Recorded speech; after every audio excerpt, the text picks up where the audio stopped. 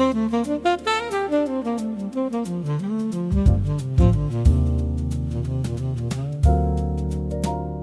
woke up while the sky was gray and stumbled blindly for my shoes. I thought it was a Tuesday day and not a time for me to snooze. I poured a coffee in my cup and gulped it down while standing tall.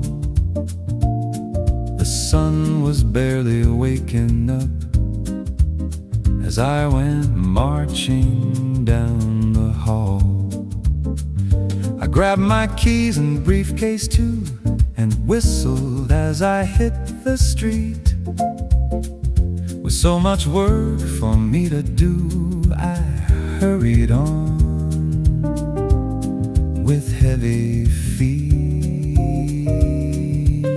The morning air was crisp and still. The neighborhood was fast asleep. I climbed the long and weary hill where silence sat both dark and deep. I reached the office parking lot and wondered why the gate was closed.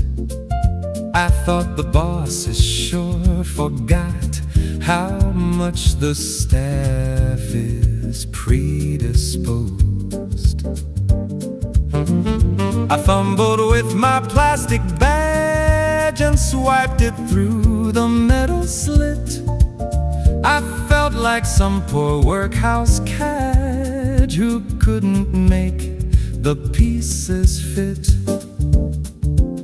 I pulled the handle once or twice and rattled at the heavy glass. I thought the service wasn't nice to keep me standing on the grass. I looked around at empty stalls and not a single soul was there. No voices echoed through the walls, just morning birds and empty air. I checked my watch and checked my phone to see if I was running late. But as I stood there all alone, I realized my sorry fate. The screen lit up with Saturday in letters bold and very clear.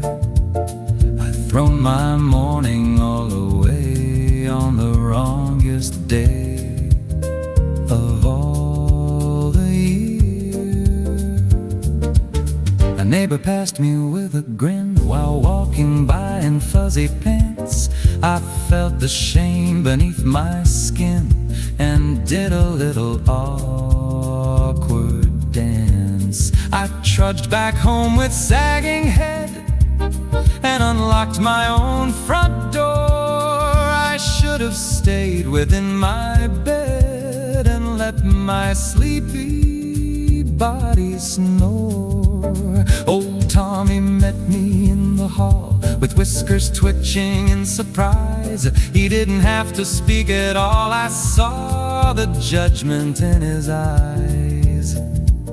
He stretched his paws out very wide and gave a long and toothy yawn, then led me back to go inside and forget about the early dawn. I dropped my briefcase on the floor and kicked away my leather shoes. I won't be heading out the door to pay those weary office dues. We sat together on the rug as I apologized in vain. He gave his tail a little tug to wash away my mental strain.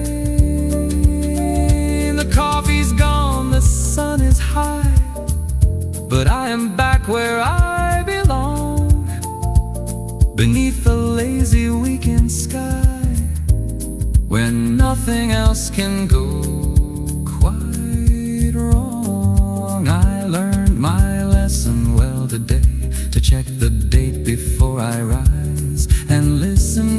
what cats might say. If I would only trust my